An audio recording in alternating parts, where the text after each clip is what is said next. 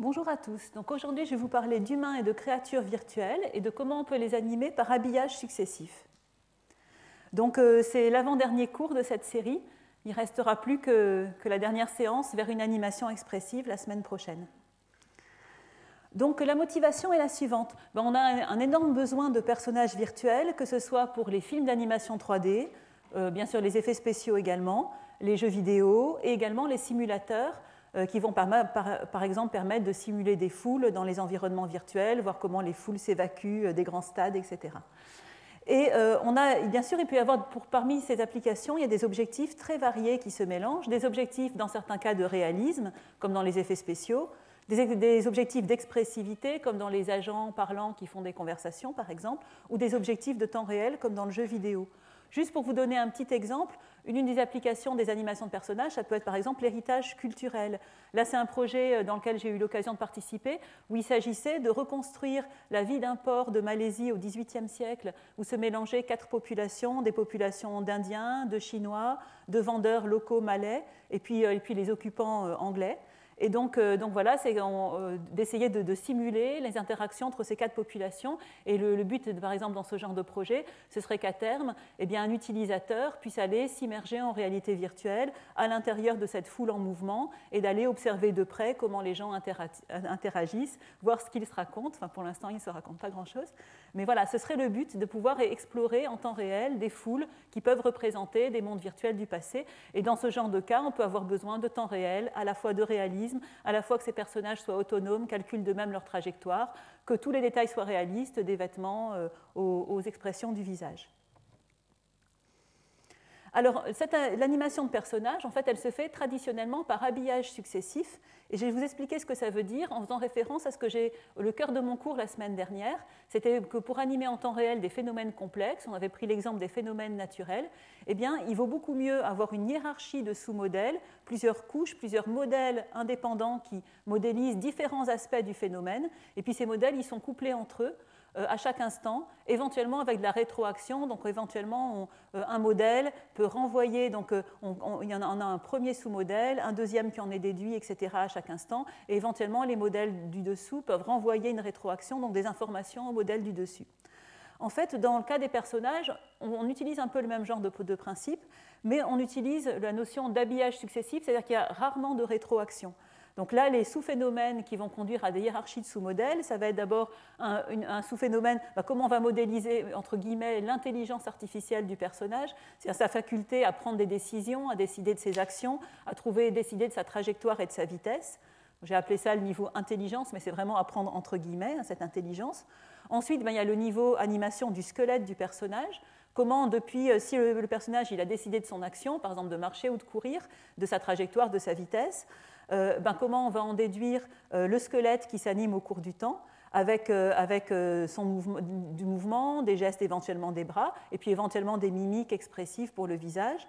Ensuite, il y a les déformations de la chair, de la peau. Une fois qu'on a trouvé le mouvement du squelette, il faut encore animer les parties molles du corps du personnage, et puis les parties flottantes comme les vêtements et les chevelures. Donc pour chacun de ces étapes, il y a des sous-modèles indépendants. Et comme je le disais, la rétroaction est rarement nécessaire. Typiquement, on va considérer que le mouvement de la chevelure ne va pas influencer le mouvement du corps. Alors bien sûr, ce serait le cas si au contraire quelqu'un était tiré par les cheveux très fort. Mais voilà, dans la plupart des simulations, on va négliger cette rétroaction, de même que la rétroaction, l'effet des vêtements sur la déformation de la chair, par exemple, on va le négliger. Donc c'est plutôt des habillages successifs. Et donc il faut bien penser que pour les mimiques, il y a une partie dont je ne vais pas parler cette semaine, mais il faudrait regarder le travail, si ça vous intéresse, de Catherine Pellachot, une collègue qui dirige une équipe de recherche à Télécom Paris Tech, pour tout ce qui est visage expressif. Là, vous avez un exemple avec la simulation du rire. Alors, l'une des difficultés quand on veut animer des personnages, c'est en fait ce qu'on appelle l'uncanny valley en anglais. Donc, ça veut dire en fait, ce serait traduit par la vallée étrange. C'est le fait que, donc là, vous voyez un exemple avec un petit robot. En fait, ça a été inventé, ce terme, ça a été mis en évidence, cette difficulté, par un roboticien qui s'appelait Maury dans les années 70. Et en fait, ce qu'il voulait dire par là, c'est que plus on se rapproche de choses qui vont ressembler à un être humain, mais qui sont encore pas tout à fait réalistes. Donc en fait, cette étrangeté, nous semble, va conduire à l'impression que c'est un humain, mais monstrueux. Et donc, du coup, finalement, on arrive mieux à interagir avec un personnage de bande, disons qu'il soit très simplifié et ou avec un robot qui ne cherche pas à ressembler à un humain, serait plus accepté qu'un robot comme celui qui est là, qui à la fois ressemble à un humain, mais semble vraiment un humain un peu déformé et monstrueux dans ses expressions parce que trop saccadé, etc. Et puis par contre, la théorie, c'est que c'est une vallée, donc c'est une vallée à passer. C'est un moment où, quand on augmente en réalisme, on perd finalement en crédibilité. Et puis si on arrivait de l'autre côté de l'Uncanny Valley, de la vallée étrange, eh bien, on pourrait à nouveau, si on augmente encore le réalisme, cette fois-ci, avoir des humains virtuels complètement crédibles. Donc ça vient du fait qu'on connaît trop bien les êtres humains et que les anomalies, finalement, nous sautent aux yeux. Alors moi, je ne vais pas parler des visages expressifs ni des gestes et des mimiques très expressives. En fait, je vais vous parler des principaux, disons, de la chaîne pour animer plutôt les parties, les parties principales du corps du personnage. Donc on a un peu moins ce problème. Donc ce que je vais vous expliquer, c'est comment à partir de l'animation d'un squelette articulé, on va pouvoir calculer les déformations de la chair et de la peau automatiquement. Comment on va pouvoir animer efficacement les vêtements et simuler les chevelures. Et puis dans le séminaire qui va compléter ce cours, on va parler du niveau intelligence des personnages, donc qui vient en amont de l'animation d'un squelette, et qui est comment on va simuler des foules qui vont se comporter de manière autonome dans un monde virtuel et qui vont pouvoir être utilisées pour peupler les mondes virtuels. Donc ce sera le séminaire de Julien Pétré. Alors, l'animation d'un squelette articulé, je ne vais pas la détailler parce qu'il y aurait énormément de choses à dire, y compris au niveau recherche. Je vais simplement vous expliquer les trois approches principales pour animer le squelette du personnage. Donc déjà, qu'est-ce que c'est qu'un squelette? C'est une hiérarchie de repères. Chaque repère, donc il y a des petits repères avec tridimensionnels qui sont liés à chaque os du personnage. Et voilà, et donc le personnage, c'est une enveloppe qui habille ce repère. Et donc pour animer ce repère, il y a trois grandes techniques. Premièrement, une spécification manuelle, c'est-à-dire c'est un artiste infographiste, un animateur, qui a spécifié le mouvement du squelette. Donc il peut faire ça par cinématique directe, simplement en donnant les postures clés de ce squelette au cours du temps. Donc voilà, il va donner, c'est une technique héritée du dessin animé. Il donne les postures de ce squelette, et puis en fait l'ordinateur est utilisé pour interpoler entre ces postures. Ou bien la cinématique inverse, où là l'utilisateur ne va pas donner finalement tous les angles du squelette au cours du temps, mais va plutôt dire où est-ce qu'il aimerait que les extrémités du squelette aillent au cours du temps, par exemple la trajectoire des mains, la trajectoire des pieds, et en fait on va avoir un système qui va calculer automatiquement les autres angles du squelette de manière à ce que la main ou le pied ait une trajectoire donnée. Donc l'intérêt, c'est que ça donne toute liberté à l'animateur de faire un mouvement même assez irréaliste. Donc là, vous voyez un exemple de mouvement assez exagéré, assez irréaliste, voilà, qui est créé à la main par un animateur. Et c'est le but d'avoir ce mouvement assez expressif. Alors, deuxième grande approche pour animer un squelette à articuler, c'est la simulation. On peut... la simulation par modèle physique, donc on l'a étudié la semaine dernière, il y avait le séminaire de François Faure qui vous a expliqué les principes. On peut faire ça pour des objets rigides articulés, donc on peut se dire que chaque os du squelette, là, représenté ici par ces ellipsoïdes ou ces éléments rigides, eh bien, ils ont une masse, ils ont une matrice d'inertie, ils sont soumis à des forces au cours du temps, ils sont liés par des forces internes au niveau des articulations qui empêchent ces éléments rigides de se décoller les uns des autres. Et on peut très bien utiliser la simulation par modèle physique pour calculer le mouvement du personnage donc d'un instant à l'instant suivant. Par contre, ce qu'il nous faut, c'est des modules de contrôle, ce qu'on appelle des contrôleurs, qui vont à chaque instant simuler des forces internes qui représentent l'action des muscles. Sinon, rien qu'un personnage qu'on veut mettre debout sur le sol, il va s'écrouler sous son propre poids si on ne met pas des forces qui sont liées à l'action musculaire. Il faut que ce contrôleur s'occupe de l'action des muscles, par exemple pour faire marcher, avancer son personnage, et aussi du contrôle de l'équilibre, puisque sinon son personnage risque de pencher d'un côté et de tomber. Donc le grand spécialiste là-dedans, c'est Michel Van de Pan à l'université de Vancouver. Si ça vous intéresse d'aller voir ses travaux. Donc il y a des choses qui sont faites qui sont très intéressantes dans ce domaine. Troisième grande approche, c'est la capture de mouvement. Donc la capture de mouvement, c'est se dire, finalement, on a plein de personnes, d'acteurs dans le monde réel. Pourquoi on ne prendrait pas des mouvements existants, puis on va les rejouer en les adaptant sur des personnages virtuels. Là, un exemple de l'équipe Morpheo à l'INRIA Grenoble qui fait cette capture à base de caméras qui sont tout autour d'un humain et qui reconstruisent non seulement le squelette, mais aussi l'enveloppe du personnage. Voilà, et donc quand on fait de la capture, on peut avoir donc une base de données de mouvement qu'on va pouvoir ensuite modifier ou combiner pour les adapter à d'autres situations ou à d'autres acteurs.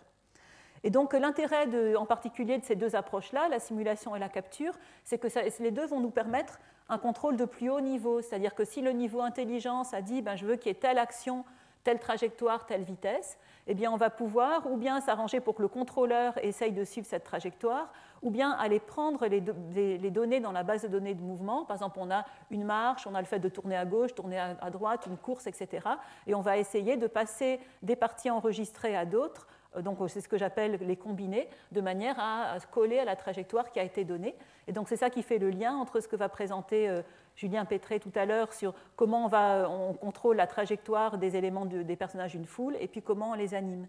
Alors pour aller un petit peu plus dans le concret, voilà une vidéo qui a été faite par Oye, qui est un chercheur à l'INRIA à Rennes. Donc là vous voyez une vraie personne, son mouvement qui est capturé. Donc le mouvement de son squelette est reconstruit. Et là, on va transférer ce mouvement à une personne qui a une morphologie différente. Donc on voit qu'en fait, déjà ce qu'il a fallu faire, je vous le repasse parce que c'est allé très vite. Donc ce qu'il a fallu faire, c'est déjà capturer ce mouvement. Donc là, c'était avec des capteurs magnétiques. Ensuite, ici, reconstruire le squelette et puis remettre, en fait, le rendre, disons, circulaire, que chaque pas se raccorde à lui-même, donc qu'on puisse marcher indéfiniment. Puis ensuite, changer la morphologie de manière à pouvoir l'adapter à un autre personnage. Donc on peut rarement rejouer pile le mouvement qu'on a. Bien sûr, s'il fallait ensuite rejouer ce mouvement sur un sol accidenté, etc., il faudrait le modifier encore plus. Alors, donc maintenant, on suppose qu'on a l'animation du squelette, et comme je le disais, moi, le corps de mon cours, ça va être de vous parler du corps déformable, des vêtements et des chevelures, comment on va pouvoir animer ces éléments-là en temps réel qui vont ajouter au réalisme des humains virtuels. Alors, pour faire une animation complète à partir du squelette, la première chose qui viendra à l'esprit, c'est se dire on va faire une simulation anatomique. Je vous avais montré dans un autre cours comment on peut s'arranger pour avoir l'anatomie interne d'un humain virtuel, donc le vrai squelette, cette fois-ci géométrique, et puis les muscles en particulier, et puis comment la transférer d'un humain virtuel à l'autre. Donc c'était sur le cours sur la réutilisation et le transfert. Donc une fois qu'on en est là, on peut très bien utiliser des modèles physiques pour simuler l'action, la déformation de ce squelette et de ces muscles. Voilà un exemple de travail fait par François Faure et ses étudiants donc à l'INRIA Grenoble. Là, vous voyez que c'est en fait les muscles qui sont simulés comme des sortes de chaînes tendues qui vont ici vraiment contrôler le mouvement du squelette rigide, et par-dessus, vous avez les muscles en tant que volume déformable qui sont remis dessus. Donc là, vous avez une vraie simulation anatomique et on pourrait rajouter dessus une peau qui glisse sur les muscles. Donc, à condition de vraiment passer du temps à concevoir son modèle, à le paramétrer, puisque les modèles physiques, il faut donner les paramètres de frottement, de raideur, etc., on va pouvoir aller vers ce genre de simulation. Mais l'avantage, c'est la précision. Par contre, il faut un modèle anatomique et puis il faut tous les coefficients physiques pour ce modèle. Si vous voulez animer une marche avec tous les muscles différents, ce n'est pas évident de trouver quelles sont les forces internes, rien que pour avoir un mouvement de marche. Et ça peut être coûteux en temps de calcul. Donc en général, ce n'est pas ce qui est fait, même quand on connaît d'avance le mouvement du squelette, ne serait-ce que pour ajouter les couches muscles et peau. En général, ça ne se fait pas par animation physique. En fait, ce qu'ont fait les chercheurs en graphique depuis une vingtaine d'années, c'est qu'ils ont cherché des manières pour engendrer automatiquement une chair et une peau géométriques à partir du squelette articulé qui bouge au cours du temps. Ces méthodes s'appellent en anglais le skinning, et là je vais utiliser le terme d'enrobage pour parler du fait de rajouter une peau autour d'un squelette. Alors une première solution très naïve serait d'attacher simplement une forme rigide à chaque os du squelette. Mais du coup ça nous ferait l'effet d'une poupée articulée, avec le fait en plus qu'il va y avoir des décollements au niveau des articulations quand les articulations se plient. Donc ce n'est pas ce qu'on souhaite. Ce qu'on souhaite plutôt, c'est avoir une géométrie, un maillage ici, qui est continu, complètement continu, et on aimerait calculer où vont les points de ce maillage quand le squelette s'articule, mais de manière à ce que la géométrie du corps reste lisse. C'est ce qu'on appelle donc la première méthode qui a été développée, qui est encore la plus utilisée à l'heure actuelle dans les logiciels de films d'animation 3D ou de jeux vidéo. Ça s'appelle en fait le smooth skinning, c'est-à-dire l'enrobage lisse. Et en fait, la méthode est mathématiquement très très simple, même très naïve. Elle consiste simplement à se dire, pour chaque point du maillage, on va lui définir un poids par rapport à chaque os. Par exemple, si c'est un point qui est entre deux os, il aura moitié-moitié, un poids de 0,5 pour un os, un poids de 0,5 pour l'autre. Si c'est la tête qui est près de uniquement un des os ici, il y aura un poids de 1 pour cet os. Voilà, et donc selon la proximité des différents os, peut-être qu'ici, les points par là seront peut-être liés à 3 des os. Et puis à chaque instant, ce qu'on va faire, c'est qu'on va calculer où seraient ces points s'ils étaient liés à un seul des os, simplement en appliquant la matrice de transformation I qui est liée au squelette SI. Donc c'est des matrices de transformation 4-4 qu'on applique, qui comportent une composante en rotation, 3 x 3, et puis un vecteur de translation. Donc en fait, on va appliquer ici la transformation pour le point P, et on va faire simplement une combinaison linéaire avec les poids KI qu'on a choisis, en disant, ben voilà, le point P, finalement, ça va être un intermédiaire entre ce que nous disent les différents repères. Donc ça, c'est ce qui est le plus utilisé. En fait, c'est une méthode qui est très naïve, parce que si on regarde ce qui se passe, donc par exemple ici, prenons le point noir qui est ici. En fait, ce point noir, il était à moitié-moitié par rapport à l'os pour lequel j'ai représenté le volume en rose et l'os pour lequel j'ai représenté le volume en orange. Donc il calcule sa position en disant, ben voilà, je prends le milieu entre P1 et P2, P1 étant le point ici calculé par rapport au squelette orange. Il faut bien regarder le squelette orange. Si le point était resté lié à ce squelette, il se retrouverait ici. S'il était lié au squelette rose, regardez les pointillés, il se retrouverait là. Il va moitié-moitié, voilà le genre de forme que ça fait, avec une sorte de creux là au niveau de l'articulation. Si on regarde où vont les points de l'autre côté, on voit qu'il y a une sorte d'aplatissement ici, puisqu'on va prendre 2 points et on va prendre un point à nouveau qui est au milieu. Donc en fait, il n'y aura pas un vrai coude, il y aura une sorte d'arrondi qui va se passer au niveau du coude. Et puis ce qui va se passer aussi, c'est que si on fait une torsion, par exemple, de l'avant-bras par rapport au bras, ça va faire un effet papier de bonbon. Ici, puisqu'on va prendre des milieux entre des points, ce que ça va faire carrément, c'est faire que il n'y a plus de volume. En fait, le volume se perd, ça se vrille comme un papier de bonbon. Donc on voit encore ici l'arrondi qui se produit ici. Voilà, donc on a cette perte de volume et les articulations trop arrondies. Alors, dans mon équipe, on a cherché à essayer d'améliorer en tout cas les effets en se disant, par rapport à l'enrobage lisse, en gardant simplement, puisque c'était quelque chose de très utilisé, de temps réel, qui est implémenté partout, on va simplement rajouter une post-correction qui va restaurer le volume de l'objet. Donc là, par exemple, cet éléphant, si on utilise simplement l'enrobage lisse, quand il est articulé, il va complètement changer de volume. Et en fait, il y a énormément de volume qui va être perdu à ce niveau, en particulier au niveau de son ventre. Ce qu'on cherche, c'est trouver quel déplacement U il faudrait rajouter à chaque point de l'éléphant, de manière à ce que le volume de l'ensemble des points modifiés par le vecteur U soit égal au volume de départ V0 qu'on voulait conserver. Et donc l'idée, c'est de calculer un champ de déplacement U à partir donc d'un delta qu'on calcule, donc d'une différence de volume entre l'instant initial et l'instant final. Alors en fait, il se trouve que l'un de mes intervenants en séminaire vous a déjà expliqué un petit peu le théorème de Green-Stokes qui permet de calculer facilement l'aire d'une surface en se disant, pour calculer une aire à l'intérieur d'un polygone 2D, on prend n'importe quel point et puis on va simplement rajouter l'aire des triangles qui s'appuient sur chacune des facettes ici. Et puis simplement, quand on arrivera ici, ce sera des aires qui seront négatives qui vont s'ajouter et la somme des aires des triangles ici moins les aires des triangles qui sont devant, ça va faire exactement ce qu'on cherche, l'aire en vert clair du polygone fermé. Eh bien, ça peut se généraliser aussi en dimension 3. En dimension 3, en fait, on va faire un petit peu la même chose. On va dire, voilà, j'ai mon volume qui est entouré de facettes triangulaires. Donc, imaginez que j'ai un volume avec ces facettes triangulaires. On va le couper par n'importe quel plan, ce volume, et on va projeter chacune de ces facettes dans le plan, ici, ce qui va nous former, en fait, un prisme. Et ce qu'on va dire, c'est que le volume en 3D, c'est la somme des volumes signés des prismes, un petit peu comme on avait ici la somme des aires signées, c'est-à-dire en positif ou en négatif, des triangles. Finalement, ça nous permet de dire que finalement, le volume, c'est une somme sur tous les triangles au bord de notre maillage, qui font un volume fermé, d'en fait la hauteur moyenne, si vous voulez, de ce prisme, multipliée par quelque chose qui représente l'aire du prisme, en quelque sorte. Et donc, ça nous montre qu'en fait, le volume, c'est une fonction qui est trilinéaire, puisque c'est linéaire en Z. Ça va être linéaire aussi en X et en Y, donc c'est une fonction qui est trilinéaire en X, en Y et en Z.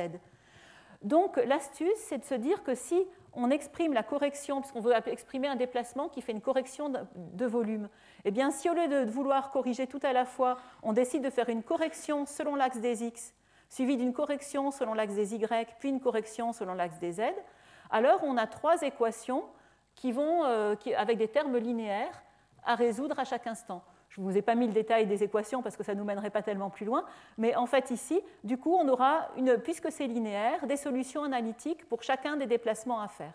Donc l'idée, c'est de se dire, puis on a une variation de volume, un delta V à rattraper, on va le transformer en un mu x% de ce delta V va être rattrapé selon l'axe des x, mu y% selon l'axe des y, mu z% selon l'axe des z. Donc ça nous fait d'autres delta V, delta Vx, delta Vy, delta Vz, dont la somme feront 100% de ce qu'on doit faire. Et pour chacun, on a une solution analytique, pour ceux qui connaissent, qui utilisent les multiplicateurs de Lagrange. Voilà, et comment l'utilisateur va contrôler ces déformations et les rendre locales? En fait, l'utilisateur, donc il va donner ses pourcentages déjà sur chaque axe pour chaque os, mu x, mu y, mu z, et en plus, il aura la possibilité de définir un profil qui va dire, ben voilà, si on veut rétablir du volume dans cette zone-là, contrôlée par cet os ici, par exemple, si c'est un effet de muscle, ben on va donner un profil comme ça, selon cet axe-là, qui va dire que s'il y a du volume à rattraper, alors ce sera plutôt ce genre de bosse qui va se former, par exemple. Et en fait, à partir de ce profil, on va calculer des poids. Et ensuite, quand on va résoudre donc, le système à minimiser pour chaque axe, ce qu'on va faire, c'est qu'on va mettre les poids ici. Donc on aura à minimiser, on cherche les déplacements les plus petits possibles, mais on prend la norme du vecteur UK divisé par ce poids ici, ce qui va répartir en fait, la variation de U selon le profil qu'on a donné, sous la contrainte que le volume avec le point déplacé plus le U est égal au volume cible qu'on souhaite. Voilà, et donc ça nous permet comme ça de vraiment contrôler ce qui se passe, dans quelle direction eh bien, on va rétablir ce volume. Alors voilà les genres de choses qu'on peut faire. Là, vous voyez une petite girafe. En fait, bon, alors vous allez me dire, ce n'est pas un personnage réaliste. Non, là, ce qu'on voulait faire, c'était une girafe en caoutchouc qui ressemble à la vraie girafe que vous voyez à droite. Vous voyez qu'ici, on a donné un profil très particulier. Ce qu'on a dit, c'est l'effet qui est ici, l'effet caoutchouc. C'est qu'en fait, quand il y a une perte de volume, c'est selon l'axe qui est perpendiculaire à la perte de volume, ici l'axe horizontal là, sur cette figure, que ça va retrouver son volume, donc je vous le remontre. Donc ça va s'écraser vraiment comme une girafe en caoutchouc, alors que ce n'est pas un modèle physique. Avec cette simulation purement géométrique, on a l'impression que ce serait un modèle physique. Donc ça, c'est assez intéressant quand même de pouvoir faire ça. Alors pour un personnage, par contre, en général, on met plutôt le gain de volume dans l'autre sens, donc on met plutôt un grand pourcentage vers l'intérieur de l'articulation quand c'est au niveau d'un coude, par exemple, pour donner un effet de gonflement de muscle, par exemple. C'est ce que j'appelle ici l'effet organique. Alors voyons les applications de ça. Donc là, c'est un petit éléphant dont on voudrait conserver le volume, et là, on a imposé le fait qu'en fait, le ventre fasse plusieurs plis. Grâce au profil, comme je vous disais, on a dessiné un profil pour lequel le ventre doit faire plusieurs plis. Et dans la deuxième petite animation, on vous montre que, là c'est avec un autre profil plus rond, on montre qu'on peut combiner en fait, les actions de différents os. Donc, s'il y a plusieurs, donc là, il y avait à la fois le bras qui bougeait et à la fois la colonne vertébrale qui bougeait. Et donc, on voit que les déformations s'accumulent et qu'on arrive à avoir une animation qui reste assez réaliste. Donc là, encore une fois, l'éléphant à volume constant, avec son ventre qui se plisse. Voilà, et puis ici un éléphant dont le ventre fait un seul pli, et on va voir maintenant, là on avait comment on peut combiner. Donc vous aviez d'abord uniquement la déformation du ventre, uniquement la déformation liée au bras, et si on a les deux à la fois, comment on peut combiner ces déformations en les faisant les unes après les autres. Donc du moins sans modèle physique, avec un modèle purement géométrique, on arrive à avoir des effets assez réalistes. Alors, en parallèle à ces travaux qui ont été publiés en 2000... Ah oui, alors ce que j'ai oublié de dire, c'est que, par contre, ce qui a été fait là ne corrige pas la forme des articulations qui reste quand même trop arrondie. Regardez ici au niveau de l'articulation. Donc, ça va corriger le volume, mais ça ne corrige pas le fait qu'il n'y a pas de coude au niveau des articulations. Alors, en parallèle à ces travaux, un autre chercheur, Ladislav Cavan, donc, avait travaillé lui aussi sur comment améliorer l'enrobage lisse. Et lui, ce qu'il s'est dit, c'est que voilà, il fallait changer la manière, donc, puisque l'enrobage lisse consiste à faire une combinaison linéaire des points dans différents repères, ce qu'il s'est dit, c'est qu'il y avait une mauvaise représentation et qu'il fallait améliorer la représentation. Et donc, c'est un travail voilà, donc l'enrobage lisse, en fait, comme je vous l'ai dit, on prend pour le point P, on va dire qu'on va combiner les positions correspondent P s'il était lié à chacun des os, à chacun des os. Donc on va combiner avec des coefficients KI les TI de P qui seraient la position de P dans les différents repères liés aux différents os. Mais à cause de la linéarité ici de la multiplication d'une matrice par un vecteur, en fait c'est exactement le même résultat que si on faisait une combinaison linéaire des matrices de déplacement et qu'on appliquait cette combinaison linéaire au point P. Or ces matrices de déplacement c'est quoi? C'est des matrices qui comprennent une rotation, une translation. pour ceux qui ont fait des maths, vous savez que si on fait une combinaison linéaire de rotation, ça ne fait plus une rotation, ça fait une déformation. Donc même si chacune de ces matrices consiste en un déplacement rigide, une rotation suivie d'une translation, quand vous en faites une combinaison linéaire, c'est une déformation. Et c'est pour ça qu'on a ce genre d'effet ici où la chair se déforme complètement et perd son volume. Donc voilà, c'est vraiment ça qu'il faut corriger. Donc ce que s'est dit Ladislav qu'avant, c'est qu'il faut choisir une représentation des transformations rigides qui permettent un meilleur mélange. Et en fait, il est parti donc, de travaux que je n'ai pas le temps d'expliquer ici, mais d'un mathématicien ancien, Clifford, qui a défini en fait une représentation des rotations par ce qu'on appelle des quaternions duaux. Les quaternions, c'est un peu l'équivalent des nombres complexes, mais en dimension 4. En fait, les rotations sont équivalentes à des points sur la sphère unité de dimension 4. Bon, c'est quelque chose que je n'ai pas le temps d'expliquer dans ce cours de 3/4 d'heure, mais c'est assez intéressant. Donc, ce qu'il a montré, c'est que si on fait une interpolation linéaire de ces quaternions duaux, puis une remise à l'échelle, on améliore quand même beaucoup les choses. Et effectivement, là, vous avez l'enrobage lisse standard, où ici, au niveau du genou, c'est devenu très, très, très, très mince, comme si la chair du personnage n'allait que de là à là. Et là, il rétablit en grande partie le volume à l'aide des quaternions duaux, qui ne sont pas tellement plus coûteux en temps de calcul. Par contre, si on essaye les quaternions duaux, on voit par contre qu'il y a d'autres problèmes visuels. En effet, ce qu'on aimerait pour un coude, c'est ce genre de choses. Or, avec les quaternions duaux, ça fait un renflement de part et d'autre du coude ici, qui n'est pas forcément, et on n'a pas non plus l'os du coude bien saillant, ça fait un renflement pas forcément agréable. Et donc nous, on a continué ensuite avec d'autres collègues, donc en particulier Loïc Barth, qui était venu vous faire le premier séminaire, à travailler sur comment on va trouver un enrobage qui soit mieux adapté aux articulations. Ici, je vous montre l'enrobage lisse à nouveau, avec les problèmes qu'il a si on vrille le problème du papier de bonbon. Alors avec les quaternions duaux, ça règle complètement ce problème, et là on aimerait juste faire la même chose. Et puis l'enrobage lisse quand il y a un coude, voilà à l'extrême ce que ça fait quand le coude se plie trop. Les quaternions duaux, comme je vous disais, il y a un renflement un petit peu de la chair à l'extérieur, là je ne sais pas si on le voit bien. Et par contre, nous, ce qu'on aimerait, c'est un vrai coude, et en particulier que ce coude, il englobe les volumes associés à chaque os. C'est-à-dire que si on avait gardé la partie bleue entière ici, et la partie marron entière ici, telles qu'elles étaient quand elles étaient alignées, on aimerait bien avoir un coude un peu précis ici. Alors, donc, notre méthode, en fait, c'est basée sur les surfaces implicites, qui sont ce modèle de surface sur lequel j'ai énormément insisté dans l'ensemble de ce cours. Et donc, ça va marcher de la manière suivante.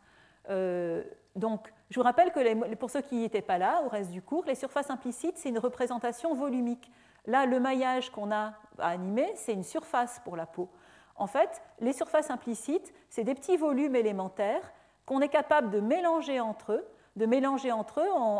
Alors, le mélange le plus simple, c'est en additionnant, disons qu'ils sont définis comme des isosurfaces d'une fonction scalaire, ces petits volumes. Donc une fonction qu'on appelle une fonction champ. Et en additionnant ces champs scalaires, donc si on rapproche les morceaux, qu'on additionne les champs scalaires ou qu'on fait des mélanges plus avancés, eh bien on va avoir quelque chose de lisse qui va se produire. Par contre, cette surface lisse, elle n'aura pas tous les petits détails comme les rides ici sur la paume de la main, comme qu'on a sur le maillage. Donc ce qu'on aimerait, c'est animer le maillage, mais en se servant d'une surface implicite sous-jacente. Donc l'idée de base de notre méthode, c'est de maintenir chaque point du maillage toujours sur une isosurface donnée de la surface implicite. La surface implicite, comme elle va mélanger des petits volumes, elle n'aura pas du tout le problème de perte de volume quand l'articulation va se produire. Et donc elle va exactement pouvoir nous modéliser le genre de coude qu'on aimerait, puisqu'on va simplement tourner des volumes rigides les uns par rapport aux autres. Donc s'il doit y avoir un coude, il y aura un coude. Donc voilà l'exemple d'un doigt ici en bas.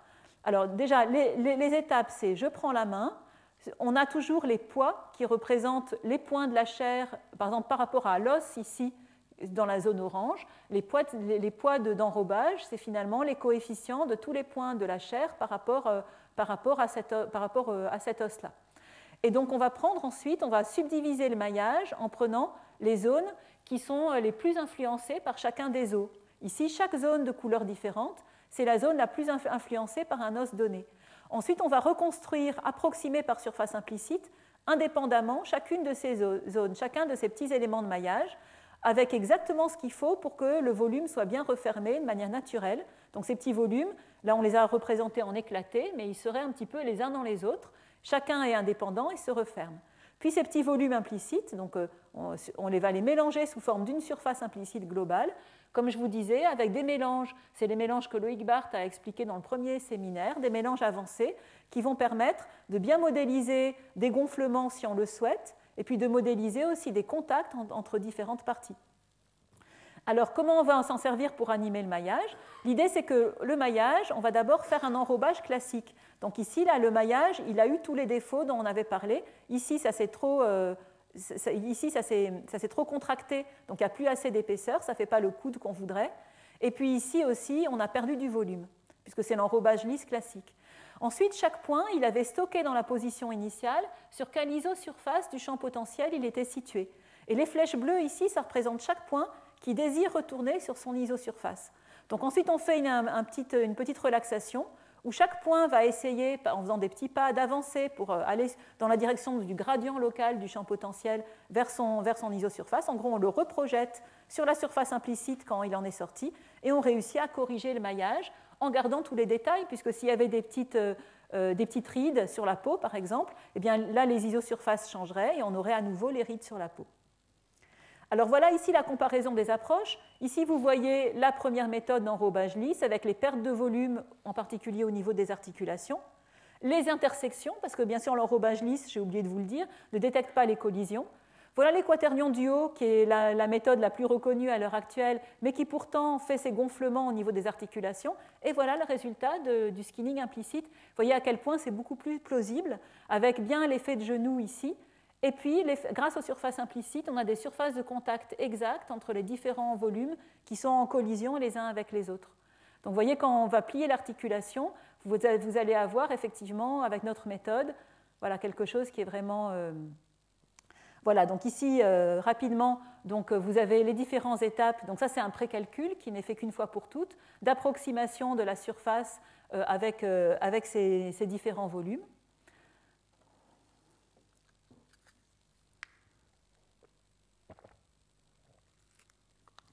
Et puis pendant l'animation, vous voyez ce qu'aurait fait le skinning, et puis comment est la surface implicite avec son mélange. Et ici, vous voyez les points reprojetés sur la surface implicite qui vont bien faire gonfler les parties de chair ici. Donc vous voyez qu'ici, cet effet de gonflement, donc, avec notre méthode ici, vous voyez la chair qui arrive bien en contact en fait, au niveau de l'articulation.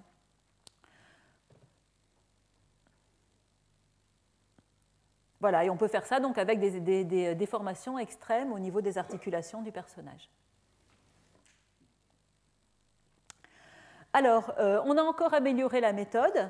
On a amélioré la méthode en fait en rendant cet enrobage implicite élastique, en se disant, mais finalement, au lieu de partir d'une solution fausse, qui est la solution de l'enrobage linéaire, pourquoi on ne partirait pas plutôt de là où étaient les points à l'instant précédent? En partant de là où étaient les points à l'instant précédent, ça va nous permettre de modéliser des glissements de la peau, on va le voir tout à l'heure, et ça va nous permettre aussi d'éviter des problèmes de manque de robustesse quand une articulation était extrêmement pliée. Donc la méthode, toujours pareil, on approxime les différentes parties par une surface implicite, et puis la différence, c'est qu'on prend la position à l'instant précédent, et on va simplement, au lieu de faire un enrobage lisse classique, partir de la position des points, comme si simplement on les avait laissés dans leur repère local, tels qu'ils étaient à l'instant précédent. Et on fait la relaxation, on les reprojette sur l'isosurface à partir de ce déplacement rigide, à partir de là où ils étaient. Et ça va nous permettre en fait d'avoir un bon glissement de la peau sur les os. Donc je vous montre ce que ça fait. Là, c'était le premier skinning implicite. Là, le dos, la peau est très rigide. Si vous regardez la peau du dos, on va regarder ça avec aussi la peau sur le côté du ventre. Donc là, c'est les quaternions du haut. Là, vous voyez, c'est très rigide au niveau du ventre. Le skinning implicite classique, c'est également très rigide. Maintenant, si vous regardez ce qui se passe avec la nouvelle méthode de skinning élastique, vous regardez l'effet d'élasticité de la peau dans cette zone en particulier, quand l'articulation se plie. Donc on voit qu'ici, on a quelque chose de beaucoup plus vivant au niveau de la peau. Les quaternions du haut, toujours avec l'autopénétration, le fait que ça gonfle un petit peu. Et puis, avec notre nouvelle méthode, on peut avoir vraiment des surfaces de contact, et vous avez cet effet d'élasticité de la peau. On va la voir aussi bien ici, donc avec, là vous n'aviez pas de mouvement du nombril, par exemple, avec le premier skinning implicite, et puis des instabilités ici dues à la mauvaise initialisation. Avec la nouvelle méthode, vous avez le nombril qui bouge et qui glisse, et puis on a perdu les instabilités au niveau de la poitrine ici du personnage. Voilà, puis un dernier petit exemple qui montre qu'on peut aussi simuler avec notre méthode l'effet de muscle, simplement en ayant rajouté un volume implicite. Donc là, vous avez le problème avec les trop forts angles, avec le skinning classique, et ici, avec la peau élastique, on a simplement rajouté un muscle à l'intérieur pour avoir cet effet de gonflement de muscle. Donc on peut obtenir cette peau naturelle en temps réel avec cette méthode. Alors maintenant, je voudrais vous parler de l'animation des parties flottantes du corps du personnage. Alors non pas du corps, mais de ce qu'on rajoute sur le corps du personnage, justement. Ces parties flottantes, c'est les vêtements et les chevelures.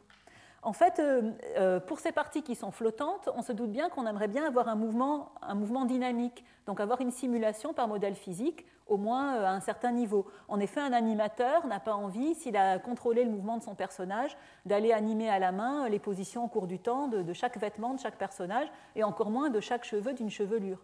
Donc on a besoin d'avoir une simulation dynamique. Mais il y a d'extrêmes difficultés pour animer ce type d'objet. En effet, les vêtements, c'est typiquement des matériaux qui sont non compressibles. Je vous ai déjà parlé des surfaces développables beaucoup. C'est des matériaux qui sont inextensibles, non compressibles, qui restent isométriques donc à leur patron. Et en fait, au lieu de se compresser, un vêtement, ça forme des plis. Et ça, c'est très difficile à obtenir dans un monde virtuel. D'abord parce que si je prends un bout de tissu dans un plan et je le compresse, toutes les forces sont dans le plan, donc il n'y a aucune raison pour qu'il y ait des forces perpendiculaires au plan qui se mettent à faire des plis. Donc ça, c'est un premier problème numérique. Ensuite, même si on y arrive, ça va faire une raideur des ressorts, si vous voulez, à l'intérieur de ce maillage de vêtements très très élevé, demandant des très petits pas de temps. Et ensuite, pour avoir la géométrie des plis, il faudra que le maillage représentant la surface soit très fin, avec des très petits triangles. Et donc des très petits triangles et des très petits pas de temps donnent un coût en temps de calcul énorme.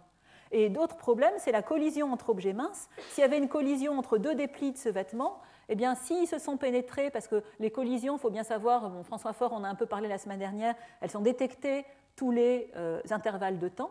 Donc si deux surfaces minces se croisent entre deux intervalles de temps, on va éventuellement trouver qu'il y a une collision puisqu'il y a un croisement, mais on ne saura plus très bien dans quel sens il faudra appliquer les forces pour les faire ressortir. En gros, si deux parties se croisent, on a peu de chances de réussir que la simulation les remette à l'extérieur l'une de l'autre correctement au cours du temps. Donc ça, c'est une grande difficulté pour les vêtements. Pour les cheveux, c'est aussi quelque chose de très difficile. Une tête, c'est là, vous voyez une chevelure virtuelle sur laquelle on avait travaillé il y a longtemps. Il y a à peu près sur une vraie tête humaine 100 000 cheveux. Ces cheveux, c'est des tiges inextensibles. Donc c'est tout aussi raide, chacun ses cheveux, que les tissus qui ne peuvent pas se compresser. Là, un cheveu, ça ne peut pas s'allonger. Les interactions entre ces cheveux sont très très importantes. S'il n'y a pas d'interaction, vous voyez ici les premières animations de chevelure en graphique en 91, il n'y avait pas d'interaction entre les cheveux, ça peut faire une chevelure sans aucun volume, parce que du coup là les cheveux sont juste en collision avec le crâne, il n'y a pas de volume de la coiffure, les cheveux peuvent tous aller se rentrer en équilibre au même endroit. Et aussi ce qui n'irait pas, c'est que des mèches de cheveux pourraient complètement se croiser, puisqu'il y a peu de chances, les cheveux étant très minces, il y a peu de chances pour qu'on tombe pile sur une collision entre les cheveux. Donc à un instant ils sont ici, à l'autre instant ils se sont croisés, et bien sûr notre simulation ne peut rien détecter. Donc les collisions entre objets linéiques, c'est quelque chose de très très difficile. Voilà, donc les vêtements et les cheveux, c'est des choses qui sont difficiles, qui a priori ne peuvent pas se simuler en temps réel. Et donc ce que je vais vous expliquer, c'est comment en fait on réutilise la stratégie dont je vous ai parlé, la stratégie d'une hiérarchie de sous-modèles, pour pouvoir quand même animer de manière plausible et réaliste, en temps réel, des vêtements et des chevelures. Donc on reprend la méthodologie qu'on a vue la semaine dernière. Quand il y a un phénomène complexe, on se dit mais quels sont les sous-phénomènes qu'on observe et est-ce qu'on ne pourrait pas les modéliser par des modèles, des sous-modèles complètement indépendants entre eux et qu'on va coupler à nouveau au cours du temps pour assurer leur cohérence. Donc on va essayer de faire ça d'abord pour les vêtements, puis pour les cheveux. Alors commençons par les vêtements. Donc si on regarde les sous-phénomènes qu'on observe et qu'on aimerait bien restituer, là vous avez un petit lapin qui a une sorte de jupe et qui est en train de sauter à la corde. Déjà, il y a le mouvement dynamique de la jupe qu'on aimerait bien restituer, premier sous-phénomène. Deuxième sous-phénomène, il y a des plis. Et les plis, en fait, ils sont là pour dire cette jupe, elle n'a pas pu se compresser et en fait, elle reste isométrique à son patron. Au patron, le bout de tissu qui avait mis à plat, qui avait servi. Voilà. Et donc, du coup, ces plis sont là pour restaurer l'isométrie. Et l'idée, ça va être de modéliser la dynamique et les plis par deux sous-modèles complètement indépendants et non pas par une seule simulation avec un seul modèle. Alors on se dit que pour la dynamique, finalement, on n'a pas tellement besoin d'avoir toute la précision. Pour calculer le mouvement dynamique de cette jupe, on n'a pas besoin d'avoir des micro-triangles à l'échelle où on veut modéliser des tout petits plis sur cette jupe au cours du temps. Donc on va utiliser un maillage grossier, c'est-à-dire un maillage avec des grands triangles pour simuler la dynamique. Et puis par-dessus, on va rajouter une couche géométrique qui va être couplée à l'autre et qui va être constituer les plis qui vont restaurer l'isométrie. Donc ça va être calculé de manière totalement géométrique. Et bien sûr, pour que ce soit cohérent et qu'on soit crédible, il va falloir définir le bon couplage entre ces deux couches. Je vous avais dit la semaine dernière, le couplage, c'est le plus important pour que ce soit crédible au cours du temps. Alors, comment on va faire ça? Eh bien, d'abord, on suppose que, là, un petit exemple avec un mouchoir, par exemple, vous avez ici le patron, et ça vous donne aussi le maillage grossier masse-ressort dont on part pour notre simulation. Donc, on a ce patron qui est donné, et puis au cours du temps, on fait une simulation par modèle physique. Alors, on a pris des ressorts assez mous, parce qu'à ce niveau-là, on veut bien que ça se comprime, justement. Donc là, des mains sont en train de pousser ici cette surface. Cette surface, c'est compressé. L'idée de base, ça va être de détecter les directions de compression, rajouter des squelettes de plis dans les directions où ça s'est compressé, et puis rajouter des plis géométriques sur ces squelettes de plis qui vont restaurer l'isométrie de manière à ce que les longueurs sur cette surface, ici si on suit la surface, soient exactement les mêmes distances, les mêmes longueurs que sur le patron initial. Voilà donc la marche à suivre. Alors toute la question, difficulté mathématique, c'est comment définir un champ de compression continu sur ce maillage grossier, une fois qu'on a animé ce maillage avec des ressorts assez mous, donc on peut faire des grands pas de temps, l'animation sera temps réel. Alors ce qu'on fait, c'est qu'on va d'abord calculer un tenseur d'étirement par triangle. En fait, ici vous avez le triangle S bar tel qu'il était sur le patron, défini par deux vecteurs U1 et U2, et puis vous avez le triangle S tel qu'il est à l'instant de la simulation, défini par deux vecteurs, là c'était U1 bar, U2 bar, là c'est U1 et U2. On va considérer la matrice 2,2 qui correspond à la transformation qui va de ces deux vecteurs à ces deux vecteurs. Donc c'est une petite matrice T. En fait, on peut définir un tenseur d'étirement sur le triangle par la formule qui est ici. Par rapport à ce tenseur, ce qui est assez intéressant, c'est que ses valeurs propres donnent l'amplitude de la compression et son vecteur propre, sa plus grande valeur propre donne l'amplitude de la compression et son plus grand vecteur propre donne en fait la direction de la compression. Et donc on va représenter, sur chaque triangle, on peut représenter cette compression par un petit ellipsoïde, où vous voyez ici, l'ellipsoïde il s'est déformé, c'était un cercle qui s'est déformé dans la direction compressée. Ensuite, il y a tout un mécanisme mathématique que je ne vous résume pas ici, qui est, une fois qu'on a ce champ sur les triangles, on va trouver un champ encore plus lisse, parce qu'on va calculer un champ sur les sommets du maillage, de manière à ce qu'en tout point du maillage, on puisse avoir une valeur de ce champ et avoir vraiment un champ qui soit continu et bien lisse. Une fois qu'on a ce champ bien lisse sur notre maillage, alors on va lancer les plis de la manière suivante. On va en fait aller dans la direction des flots de ce champ de déformation, tout simplement. Si on prend ici des petites graines de plis et qu'on avance toujours dans la direction perpendiculaire à la plus forte compression, donc là ça s'est compressé dans ce sens, donc on avance dans la direction perpendiculaire, en faisant des petits pas, et on va pouvoir, pour chaque point qu'on a lancé, avoir un squelette de plis qui se propage sur le vêtement. Et donc ces squelettes de plis ils vont beaucoup nous aider pour ensuite rajouter ces plis restaurant l'isométrie. En pratique, il faut faire ça en tenant compte de la cohérence temporelle. C'est-à-dire si à chaque instant de l'animation, je relance d'autres graines de plis qui vont se propager, il y aura des chances à ce que les plis fluctuent et on ne verra pas quelque chose de cohérent. Ce qu'il va nous falloir, c'est à chaque instant prendre les plis, les plis existants qui étaient déjà là à l'instant précédent, la nouvelle compression, et puis en combinant ces deux données, en fait, on va regarder comment les plis existants peuvent glisser sur le maillage en allant dans la direction du gradient de la plus grande compression. Donc ces plis vont progressivement glisser sur le maillage, éventuellement se prolonger, et éventuellement des nouveaux plis vont être ajoutés, et des plis qui se retrouvent dans des zones qui ne sont plus compressées vont être supprimés. Ça va nous permettre d'avoir une cohérence au cours du temps. Une fois qu'on a fait ça, il faut encore nous rajouter que ces plis modifient la géométrie. Ces plis animés vont modifier maintenant la géométrie du maillage. Alors, pour voir déjà comment ils modifient la géométrie, on s'est dit, oui, mais ça dépend de l'épaisseur du textile. L'épaisseur du textile, c'est en fait quelque chose qui est très facile à contrôler par l'utilisateur. En fait, on a fait des essais avec une vraie écharpe. Là, vous voyez une écharpe simulée, mais on a fait des essais avec une vraie écharpe. On s'était rendu compte, en fait, que, bien sûr, quand on plie ici, alors, ça peut faire soit un gros pli, soit deux petits plis, soit des plis encore plus petits. Plus le tissu est fin, si on fait des essais avec des écharpes de raideurs différentes, on se rend compte que plus le tissu est fin, plus les Les plis vont être nombreux et petits. Donc en fait, on a simplement une loi empirique qui nous dit le nombre de plis quand il y a une certaine compression. Donc finalement, ça nous dit aussi combien on doit lancer de graines pour les squelettes de plis. Et puis le rayon est fonction de la compression. Ensuite, il y a un petit calcul mathématique qui, sachant le pli et puis le maintien de l'isométrie qu'on souhaite, on va simplement avoir une portion de cylindre basée sur un rayon à son centre ici, qui va restaurer l'isométrie, donc juste un petit calcul géométrique. Mais en pratique, on n'a pas fini avec ça. Les plis, on aimerait bien qu'ils se fusionnent. Par exemple, ici, vous voyez des plis qui ont été lancés là. Si on regarde où est-ce que ces plis qui ont été lancés ici, ils arrivent presque, ils sont voisins finalement sur notre tissu. Dans un vrai vêtement, vous n'avez pas une collision entre des plis voisins. Ce qui se passe, c'est que quand deux plis arrivent au voisinage l'un de l'autre, ils vont tout simplement se mélanger et former un seul gros pli. Alors du coup, au lieu d'avoir des vrais cylindres géométriques, on va utiliser des surfaces implicites à squelette.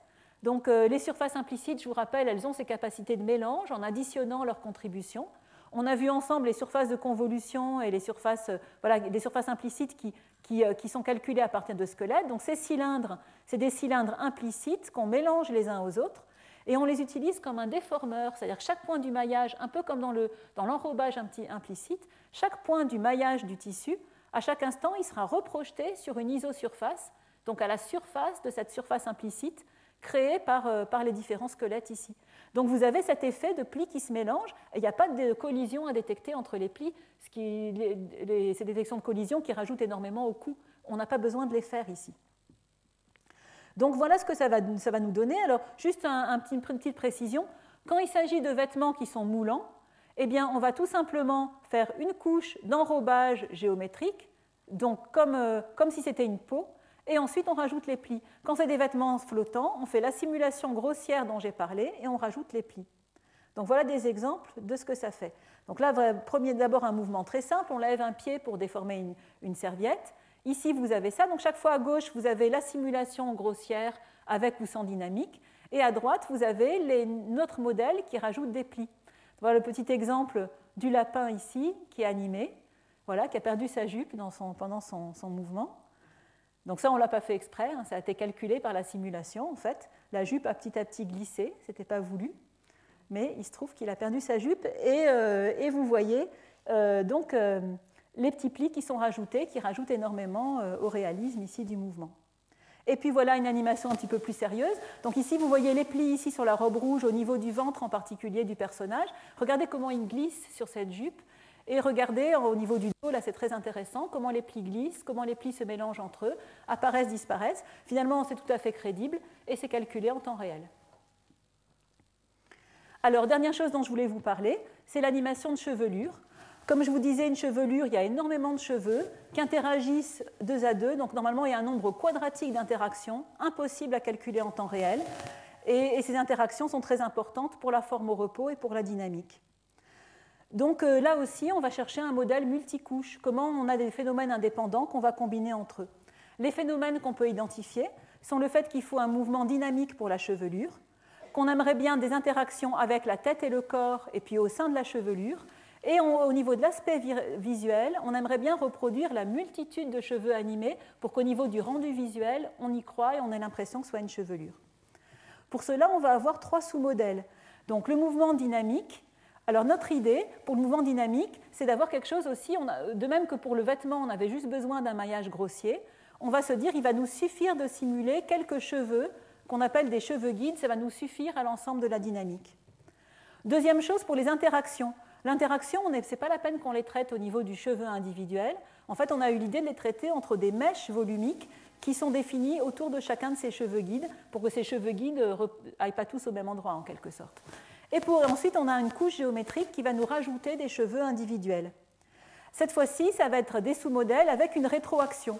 En effet, les forces de collision vont être calculées au niveau des mèches volumiques et elles doivent remonter aux cheveux guides pour modifier le mouvement des cheveux guides à l'instant suivant.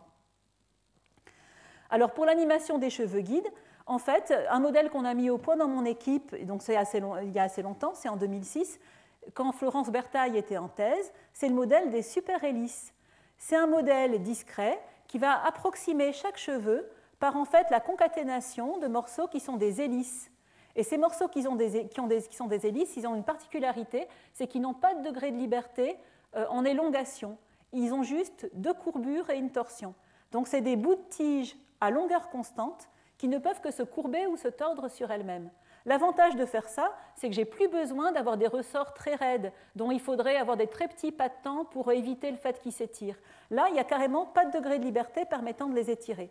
On est parti des équations dynamiques des tiges inextensibles de Kirchhoff, mais je ne détaille pas tout ça, je n'aurai pas le temps aujourd'hui, mais simplement, lors du séminaire de la semaine prochaine, Florence Bertaille va venir faire un séminaire sur la simulation de chevelure, et là, vous verrez vraiment le détail du modèle mécanique et puis toutes les extensions beaucoup plus récentes, parce qu'elle a continué, elle est chercheure maintenant à l'INRIA, elle a continué à travailler sur ce genre de thème.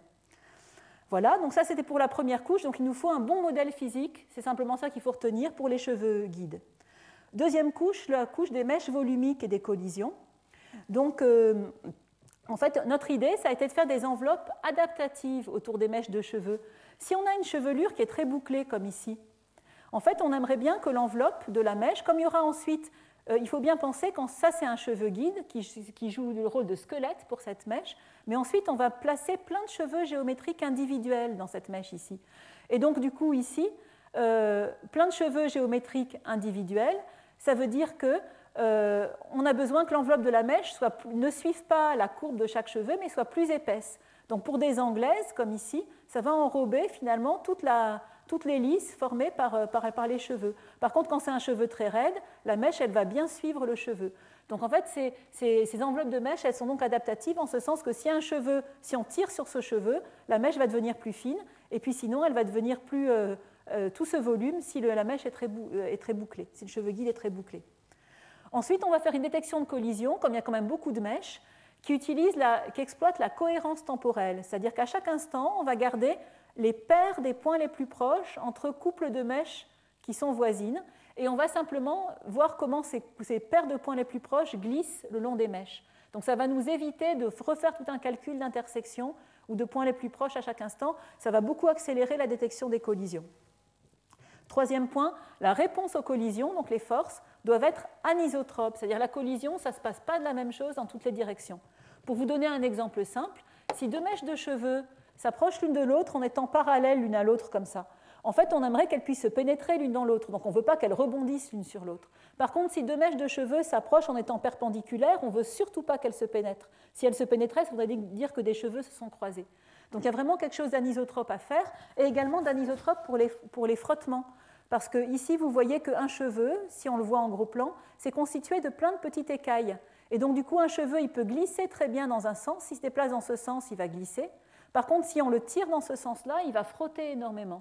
Et donc, on a aussi rajouté ça dans notre modèle.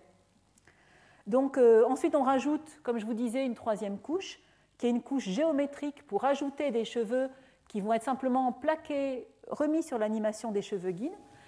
Là, en fait, l'originalité de l'approche, c'est qu'il existait déjà des méthodes où on prenait des cheveux guides et on interpolait les cheveux guides, c'est-à-dire on rajoutait des cheveux ici entre 2 cheveux guides.